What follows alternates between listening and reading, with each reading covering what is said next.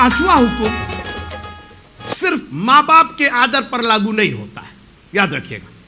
यह सिर्फ एक लाइन का हुक्म नहीं है, यह बड़ा लंबा चौड़ा, इसके अंदर बहुत कुछ आता है। और प्रभु का धन्यवाद हो कि क्रिश्चियनिटी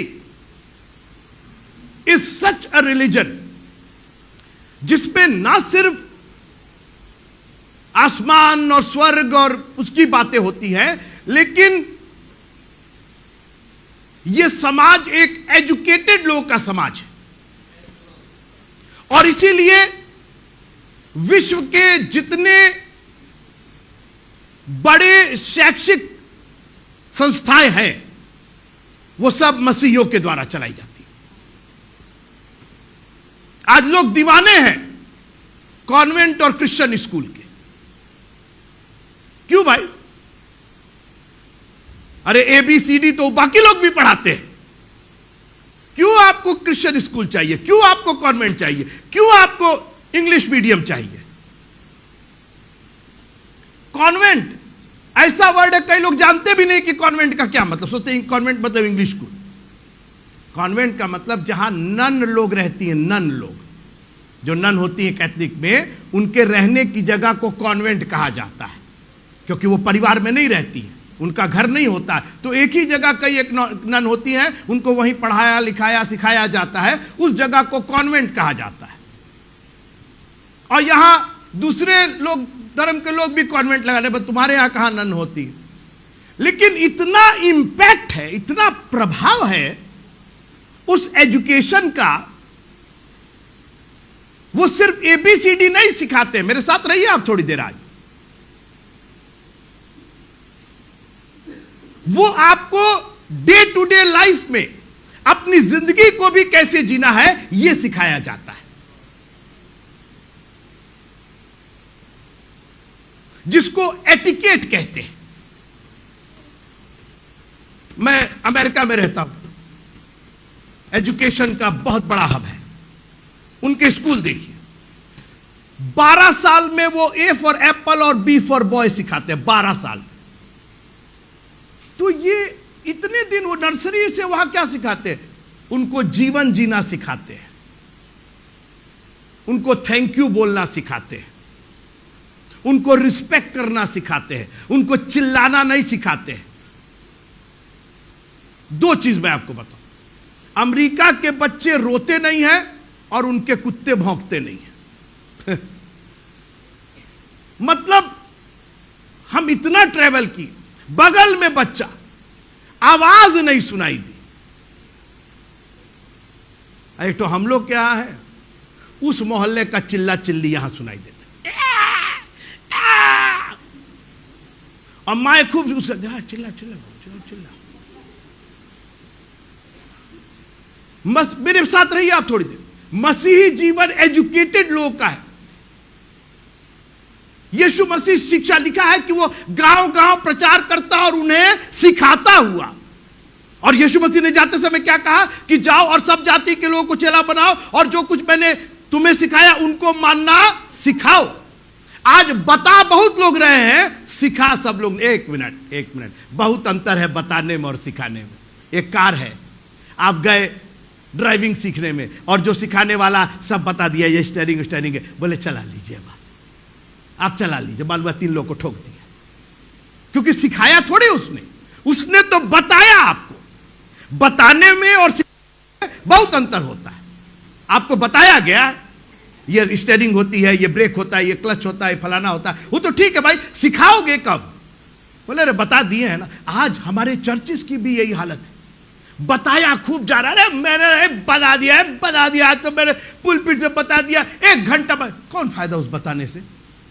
क्या लोगों ने ड्राइविंग सीखी? क्या लोगों ने चलना? अरे चलना सिखा, कोई है मेरे साथ? चलना सिखाया जाता है जी। बच्चे जो होते हैं उनको चलना से, कोई है मेरे साथ? नहीं, बोल नहीं रहा। Praise the Lord. मैं आपको बताऊं, अगर आप अपने बच्चे को चलना सिखाएंगे नहीं तो वो कभी नहीं चलेगा। बाबू बैठे रहो, मालूम 15 साल का गोद में बैठा हुआ है, क्या हुआ? हमने चलना सिखाया नहीं उसको। मसीही जीवन सिखाने का जीवन है, यह सिखाता है। और मैं निवेदन करना चाहता हूं कि यहां से जो आपको सिखाया जाता है अपने घरों में जा करके, जब तक आप सीखे, देखिए शिक्षा का अर्थ होता है सीखना, वही शिक्षा जो परिष्कृत वर्ड है उसका शिक्षा यानी सीखना। शिष्य का क्या मतलब होता है? जो सीखता है, जो सुनता नहीं है, क्योंकि एक कान से आप सुनते हैं और दूसरे कान से निकाल देते हैं। यीशु मसीह ने कहा जिसके कान हो वो सुन ले। कान तो सबके पास है, वो मन का कान जो सीखने वाला। शास्त्री और फरीसियों ने बहुत कुछ सुना था, बहुत ज्ञान था, मगर सीखे नहीं थे। आपने अपने बच्चों को देखा होगा कई बार, थैंक यू तो बोलना जानते हैं, लेकिन किसको कब थैंक यू किया जाए सीखा नहीं उन्होंने।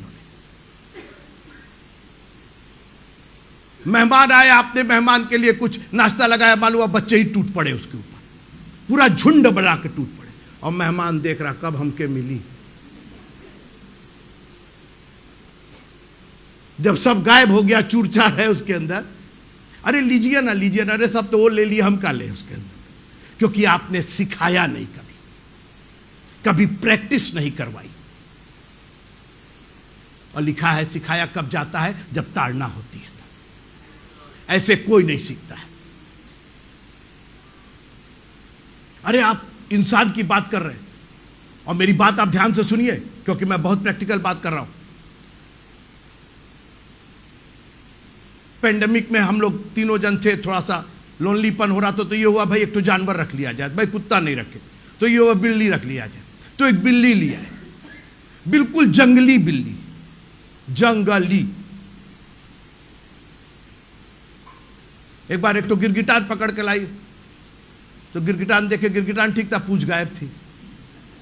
तो क्या हुआ मालूम है कि तो नाश्ते में चली गई जंग। लेकिन जिसने वो थोड़ी इतने 2-3 महीने की होगी शायद, 2-3, जिसने भी उसको पाल पोस के उतने दिन किया, एक चीज सिखा दिया, पॉटी करना सिखा दिया, कहीं इधर उधर नहीं। उसका एक डिब्बा है उसी के अंदर। अरे हमने कहा ये जानवर का ये हाल है। हमारे यहां तो अभी भी लोटा लेकर के लोग खेतों में फेसबुक कर रहे हैं। अभी हमने वो नहीं सीखा। चर्च में जब आते हैं सीखने के लिए आइए, इसको देखना उसको देखना ये सब गलत बात है। आप कहेंगे आप क्या बोल रहे हैं? हम नहीं बोल रहे, परमेश्वर का कलाम बोल रहा है। वे होठों से तो मेरा आदर करते हैं, और जानते हैं सीखना दिल से होता है, अंदर से होता है। जी, जब आप सीख जाते हैं ना तो मेहनत नहीं करनी पड़ती। ड्राइविंग जब आप पहले ड्राइविंग करते थे, मार कोई दीवार ना आ जाए और आदमी ना आ जाए और भेड़ ना आ जाए, बकरी ना आ जाए। अब क्या होता है? जब सीख लिए, ड्राइविंग कर रहे हैं, बतिया भी रहे हैं, खा भी रहे हैं, पी भी रहे हैं, हल्ला भी कर रहे हैं, उसी में सब दुनिया का काम हो रहा है उसी के अंदर। जानते हैं क्यों? क्योंकि आप सीख गए हैं। दुआ कीजिए कि खुदावंद आपको सिखाए बहुत सारी बातें। और मैंने कहा कि सीख कहां से मिलती है? ताड़ना से मिलती है। जब पढ़ता है तो सीख जाता है। एक ही 2 बार तो पढ़ना है, और कई बार पढ़, जरूरी नहीं कि छड़ी से हो। कई बार खुदावंद हमें ऐसे ऐसे अनुभव देता है कि हम सीख जाते हैं, दोबारा वो काम नहीं करते। Praise the Lord. इफिसियों की पत्री, उसका हम निर्गमन तो आपको बताएंगे ही नहीं, क्योंकि निर्गमन में तो सिर्फ एक लाइन लिखी है। इसका सारा भाग तो इफिसियों की पत्री 5वें अध्याय में लिखा हुआ है। निर्गमन की पुस्तक उसके 20वें अध्याय की जो 12वीं आयत है, तू अपने माता पिता का आदर कर। आज हम सिर्फ माता पिता का सरनेम लेते हैं। फॉर्म में भरना है, पिता का नाम क्या है, आपका सरनेम क्या है। सरनेम की बात नहीं कर रहा, आदर करने की। तो पहले आदर सीखिए ना, आदर क्या चीज होती है। तो फिर आप माता पिता का भी आदर करेंगे, भाई बहनों का भी आदर करेंगे, अड़ोसी पड़ोसी का भी आदर करेंगे, सबका आदर करना आप सीख जाएंगे जब आपको आदर करना आ जाएगा। जैसा मैंने कहा, होठों का आदर नहीं होता है। अगर आदर करना है तो दिल से आदर कीजिए अपने प्रभु का। होठों, गाय संडे है, बोलना है हालेलुया बोलते, आपसे निवेदन करूं, जब आपको मन करे हालेलुया बोलने का तो हमसे पूछिएगा मत, बोल दीजिएगा। मैंने कहा बोल दीजिएगा, मैंने कहा बोल दीजिएगा। किसी को अच्छा लगे, किसी को बुरा लगे, हमको तो अच्छा लगा, हम बोलेंगे हालेलुया। बोल दीजिए। नहीं अच्छा लगे तो कोई बात नहीं, लेकिन अगर दिल से अच्छा लगे तो बोल दीजिए हालेलुया। इफिसियों की पत्री उसका 5वां अध्याय, मैं बस थोड़ी देर आपके साथ रहना चाहता हूं। आप देखिए इस पत्री में, इस अध्याय में कोई स्वर्ग की बात नहीं, nothing doing about the kingdom of haven. It is all about how you live in this life. इसलिए प्रिय, बालकों की नाई अपने टीचर के समान बनो, ऐसा लिखा है क्या? आपका स्टैंडर्ड देखिए, बेटा फलाने के समान बनो, बेटी फलाने को देखो। आज दुनिया को दिखा दिखा के हमने बच्चों को रिस्क दिलवा दिया है। बच्चा भी कहे फलानी मम्मी को देखो और फलाने की मम्मी को देखो, तुमसे ज्यादा अच्छा रोटी बनाती है, तुमसे ज्यादा अच्छा सब्जी। कैसा लगेगा आपको? हम और आप बच्चों को तो तन्ने से बोल देते, अरे पड़ोसी की लड़की को देखो, पड़ोसी के लड़के देखो 99% लेकर के आया है। मम्मी तो उसकी मम्मी आपसे ज्यादा एजुकेटेड है, वो डबल एम ए है और आप डबल जीरो है। बच्चों को रिस्क मत दिलाइए। अगर आपको बच्चों को किसी का कोई है मेरे साथ, आप मेरे साथ रहिए। हमको मालूम है आपके लिए बोरिंग है क्योंकि आप सीखना नहीं मांगते। अरे कुछ और बताइए। आप प्रभु का धन्यवाद कीजिए कि आप एक ऐसे चर्च में हैं जहां आपको सीखना है, और आप ही नहीं हम भी सीख रहे हैं। मत समझिए कि हम आपको डांट रहे हैं, हम किसी को पर्सनल, हम परमेश्वर की बात करें। आप ये देखिए क्या लिखा है, हे प्रिय बालकों के समान, किसके समान बनो? परमेश्वर के। बताइए आप स्टैंडर्ड देखिए। उसने ये नहीं कहा कि प्रधानमंत्री और मुख्यमंत्री, be like God the almighty. अरे क्या बोल क्या रहे हैं, क्या बोल रहे हैं? इतना स्टैंडर्ड हाई। मसीहियों तुम्हारा स्टैंडर्ड गॉड के तुल्य होना चाहिए। जानते क्यों? क्योंकि उसने हमको अपनी इमेज में बनाया है।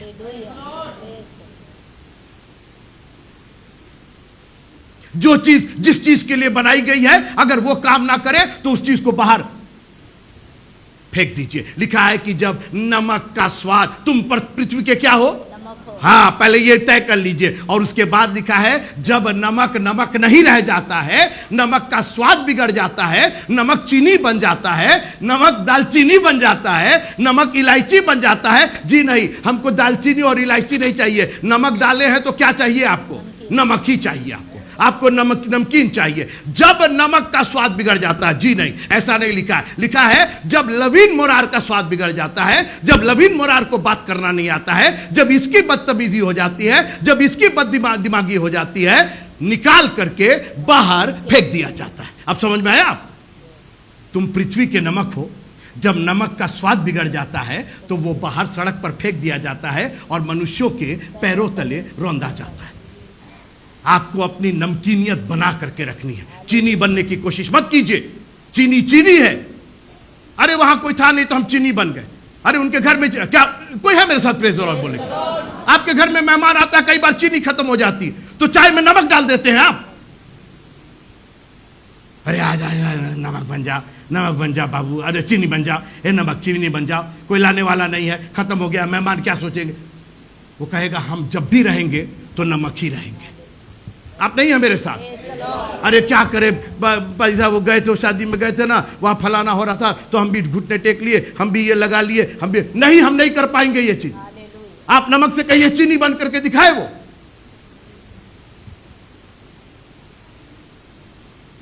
जब नमक का स्वाद बिगड़ जाता है, अपने स्वाद को बिगड़ने मत दीजिए। हे प्रियो, हे प्रिय बालकों की नाई किसके सदृश? परमेश्वर के। आगे पढ़ लीजिए ना। और प्रेम में चलो जैसे मसीह ने भी तुमसे प्रेम किया और हमारे लिए अपने आप को सुखदायक सुगंध के लिए परमेश्वर के आगे। ये है आपका स्टैंडर्ड। इसको लिख लीजिए एक जगह और टिक कीजिए कि आप ये काम कर रहे हैं कि नहीं, सुगंधित है कि नहीं आप। और जैसा पवित्र लोगों के योग्य है वैसा तुम में व्यभिचार और किसी प्रकार का शुद्ध काम, लोभ की चर्चा तक ना हो। आगे सुनिए, और ना निर्लजता ना मूर्ता की बात। ये बाइबल में लिखा हुआ है। हम तो सोचे कि बाइबल में लिखा है कि परमेश्वर ने जगत से ऐसा प्रेम किया कि उसने एकलौता पुत्र दे दिया ताकि जो कोई विश्वास करे ना। हम तो इतना ही जानते। ये कौन पढ़ेगा? ये कौन पढ़ेगा? इस पर कौन चलेगा?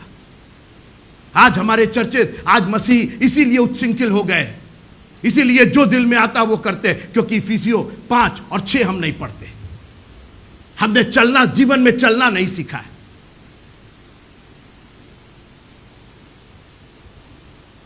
पुराने नियम में लय व्यवस्था और व्यवस्था विवरण खाली उनको, कोई मेरे साथ बोलिएगा प्रेज़ द लॉर्ड। अभी आप घबराइए नहीं, हम निर्गमन से पहुंचेंगे, वहां पर हम व्यवस्था पर पहुंचेंगे। व्यवस्था क्या हुआ? क्या ये जो इस्राएली निकले थे मिस्र देश से, ये जंगली लोग थे, ये नौकर थे, दास थे। मेंटेलिटी इनकी यही थी, ईंटा बना बना के, ईंटा बना बना के कहीं भी थूक देते थे, कहीं भी किसी को कुछ बोल देते थे, कुछ भी चुरा लेते थे, कुछ भी उठा लेते थे, आपस में शाम को बैठ के गॉसिप करते थे। परमेश्वर ने कहा अब ये नहीं चलेगा, अगर तुमको मेरे हुक्म में चलना है, हर चीज व्यवस्थित रहेगी। That is what education is. यही शिक्षा है। बच्चा घर में ABCD की किताब ले जाइए उसके पास, बिल्कुल वो पढ़ लेगा। कुछ दिन के बाद अच्छा ये D है, ये E है, ये F है, लेकिन उसको ये कौन बताएगा कि A सबसे पहले आता है और Z सबसे बाद में आता है? ये केवल शिक्षा और शिक्षक से आएगा। प्रभु का धन्यवाद कीजिए कि आपके पास परमेश्वर के कलाम जैसा शिक्षक है जो आपको शिक्षा देता है। और मसीहियों को ये सीखने की जरूरत है। आगे पढ़ लीजिए, ना निर्लजता ना मूर्ता की बातें, ना ठट्ठा, ना कोई ऐसी बातें सोती हैं, वरन धन्यवाद ही सुना जाए, क्योंकि तुम जानते हो कि किसी व्यभिचारी या अशुद्धजन या लोभी मनुष्य की जो मूर्त पूजने वाले के बराबर मसीह और परमेश्वर के राज्य में निवास नहीं है। कोई तुम्हें व्यर्थ बातों से धोखा ना दे, क्योंकि इन कामों के कारण परमेश्वर का कोर्ट आज्ञा ना मानने वालों पर भड़कता है, इसलिए तुम उसके सब आगे। आप पढ़ लीजिएगा, एक एक लाइफ का एक एक स्टेप यहां समझाया गया है। इफिसियों की पत्री उसका 5वां अध्याय।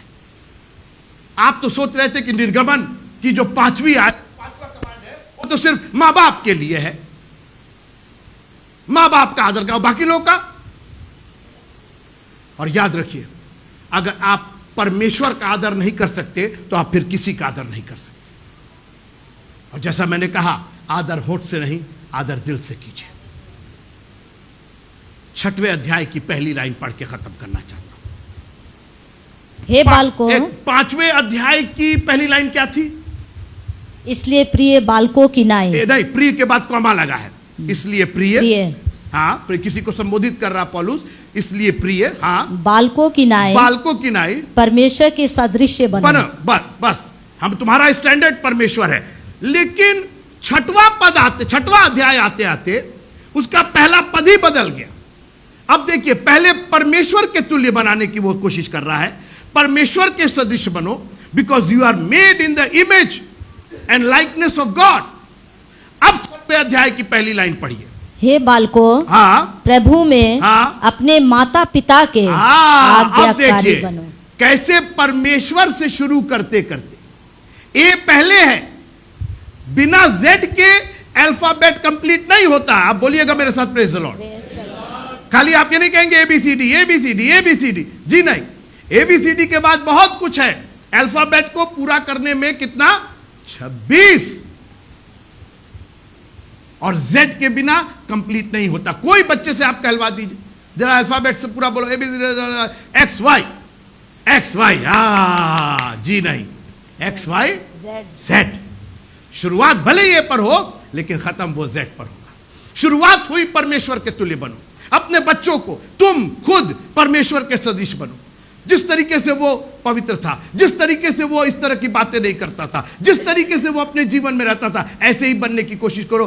और अब 6वें अध्याय की पहली आयत, हे बालकों, प्रभु में अपने माता पिता के आज्ञाकारी बनो। अब देखिए, इसके बिना आपका मसीही जीवन का जो चक्र है वह अधूरा है। और सिर्फ आदर नहीं करना है, आज्ञा मानना है। अपने माता पिता के आज्ञाकारी रहो। अब प्रश्न इस बात का है, बस ये कह के मैं खत्म करना चाहता हूं। बहुत माता पिता के बच्चे और बहुत माता पिता अच्छी आज्ञा नहीं देते, हमने देखा है, क्योंकि वो दुष्ट आत्मा से ग्रसित है, वो परमेश्वर के सदृश वो बने नहीं, तो वो अपने बच्चों को जो आज्ञा दे रहे हैं वो गलत आज्ञा दे रहे हैं। तो क्या ये करें हम?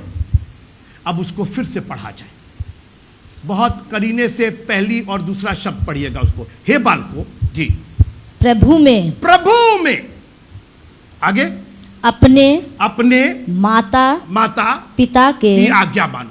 आज्ञाकारी जो बनो। माता पिता प्रभु में हैं, सब माता पिता नहीं, और बहुत लोग के तो माता ही पिता नहीं है, पैदा होते माता पिता या तो मर गए, चले गए, खत्म हो गए, क्या करिएगा, आप अनाथ हो गए, अब किसकी आज्ञा माने हम? हे बालको, प्रभु में जो तुम्हारे माता पिता है। एक काम कीजिए, आपको अनाथ रहने की जरूरत नहीं है, ऐसे लोगों को खोजिए जो प्रभु में आपके माता और पिता हो, जो माता पिता प्रभु में है, जिनको प्रभु ने आपके साथ जोड़ा है। दो पैदाइश होती है, एक तो नेचुरल होती है और एक स्पिरिचुअल होती है, और यीशु मसीह ने बहुत साफ कहा, हे निकोदेमस, जब तक कोई मनुष्य नए सिरे से ना जन्मे, जल और आत्मा से ना जन्मे, वो परमेश्वर के राज को देख नहीं सकता। अरे मेरे माता पिता ये है, हम इनसे जन्मे, जरूर जन्मे होंगे, शारीरिक रूप से आप जन्मे होंगे। निकोदेमस भी जन्मा था, और निकोदेमस ने यही कहा कि कैसे हम फिर से जन्म ले सकते हैं अपने माता पिता से। प्रभु ने कहा, हम उसकी तो चर्चा ही नहीं कर रहे, हम तो दूसरे आत्मिक माता पिता की चर्चा कर रहे हैं। और दूसरा आत्मिक माता पिता जानते क्या है? एक जल है और एक आत्मा है। कोई बोलेगा प्रेज द लॉर्ड। आपके आत्मिक माता पिता जल है और आत्मा है, क्योंकि आप उन्हीं से जन्म लेते हैं। और जो जल कहता है यानी परमेश्वर का कलाम और पवित्र आत्मा, जब ये दोनों मिल जाते हैं, बच्चे की परवरिश अच्छी हो जाती है। प्रकाशित वाक्य में पढ़िएगा, कह कि आत्मा कलीसियाओं से क्या कहती है, आत्मा कलीसियाओं से क्या कहती है।